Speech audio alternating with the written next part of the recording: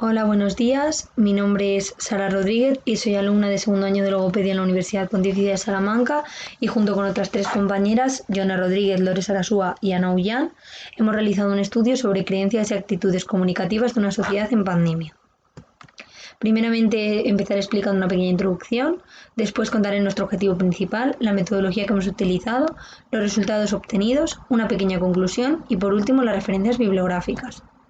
La mayoría de la población, como constata el 97% de nuestros encuestados, prefiere la comunicación verbal de forma presencial, es decir, cara a cara, la cual, con el uso de las mascarillas y la distancia social, se ha visto muy afectada. Como nos dice la clínica alemana, en 2020, el uso de las mascarillas hace que la comunicación verbal sea difícil, lo que hace aumentar la intensidad de la voz para que nuestro interlocutor escuche lo que decimos. Esto no solo afecta a los más mayores y a los adolescentes, sino que afecta de forma muy significativa a los niños y niñas más pequeños, puesto que, como Ferinú y Steve Gibert nos dicen, los niños y niñas que están aprendiendo la lengua materna, aunque no tengan mucha dificultad o trastorno del lenguaje, se pueden ver afectados por el hecho de que los adultos que interactúan con ellos lleven mascarilla. Por todos estos problemas que impiden que nuestra comunicación sea buena y que haya un buen intercambio comunicativo, nos hemos planteado el siguiente objetivo principal: analizar los problemas y cambios surgidos en la comunicación verbal y no verbal a raíz del uso de las mascarillas. Para ello hemos realizado una encuesta online en la que han participado 1.170 personas de diversos rangos de edad, desde menores de 20, en los cuales nos interesan sobre todo los más pequeños por este desfase en el aprendizaje de la lengua materna, personas entre 20 y 30 años, entre 30 y 60 y mayores de 60. Este último grupo, los mayores de 60, también nos interesan de una forma especial, puesto que son personas que, con el COVID y el aislamiento y demás, han visto sus relaciones sociales mucho más disminuidas. Pero a la vez, si a esto le sumas que son personas que tienen una hipoacusia asociada a la edad, junto con los problemas de entendimiento y audibilidad que genera la mascarilla y la distancia social, esto en conjunto hace que la comunicación con las personas más mayores sea mucho más difícil y haya mermado mucho más sus relaciones sociales. Para ello, en esta encuesta hemos realizado 22 preguntas de opción múltiple divididas en 5 secciones. La primera, el reconocimiento de la población, en la cual preguntamos datos como género y edad. La segunda, la percepción auditiva y la falta de comprensión. La tercera, la repercusión del COVID en la comunicación verbal. La cuarta, la repercusión del COVID en la comunicación no verbal junto con la lectura labial. Y por último, el incremento y problemas de la comunicación vía online, sobre todo en videollamadas. Primeramente tenemos los resultados de reconocimiento de la población, en lo cual tenemos edad y género.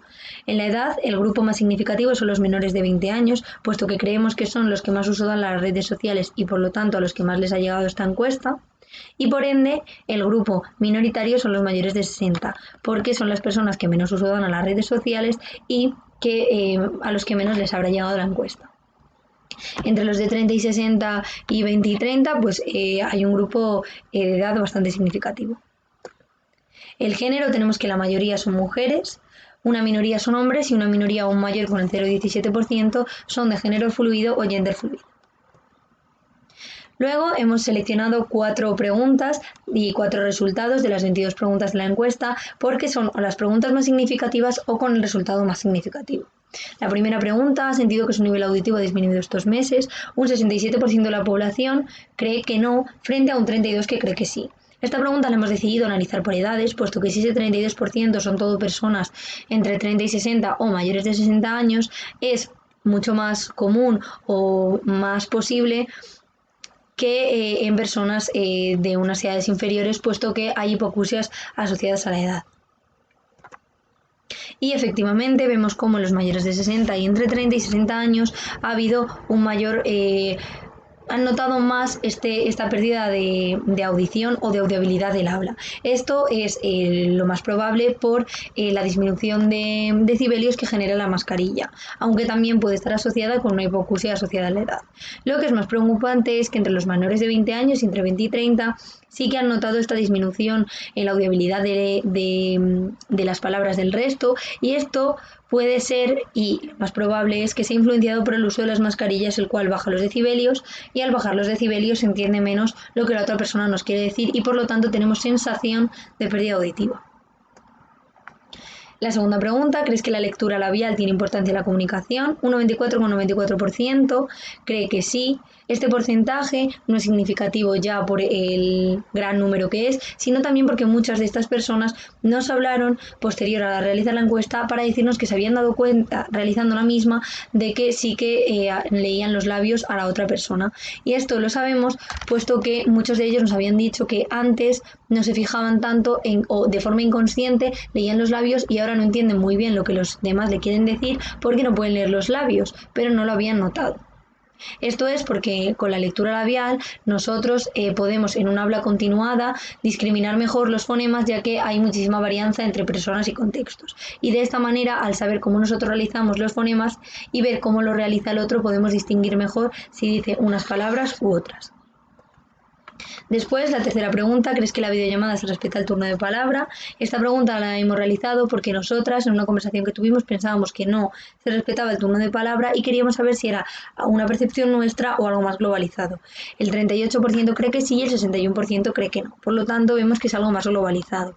Pero nos gustaría saber por edades cómo sería esto. Entonces lo analizamos por edades y vimos que entre los de 30 y 60 y mayores de 60 años, un 40, más o menos un 50% en los dos, sí que se respeta el turno de palabra. Y por el contrario, los menores de 20 años o entre 20 y 30, que son los que más uso le dan a las videollamadas, son los que menos respetan el turno de palabra, con un 64 o 66 frente a un 33 o un 35% que sí que lo respeta.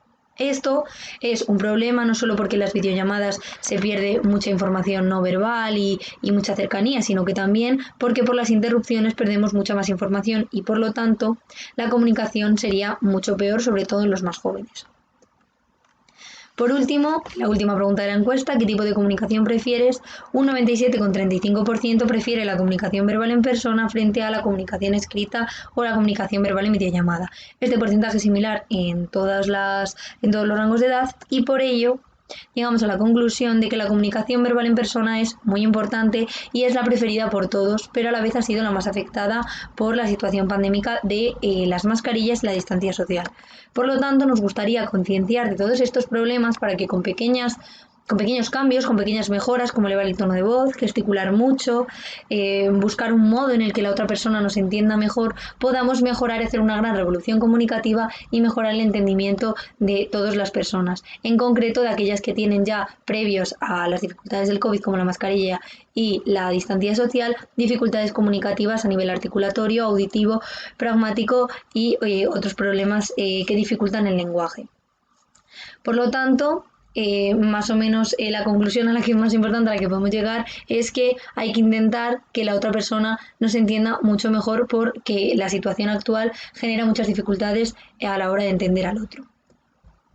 Por último, las referencias bibliográficas, Ferinou y Steve Giber con las mascarillas y el desarrollo y la clínica alemana con las mascarillas y la dificultad para comunicarnos.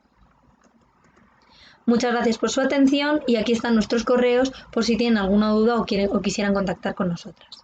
Esperemos que les haya gustado mucho nuestro estudio.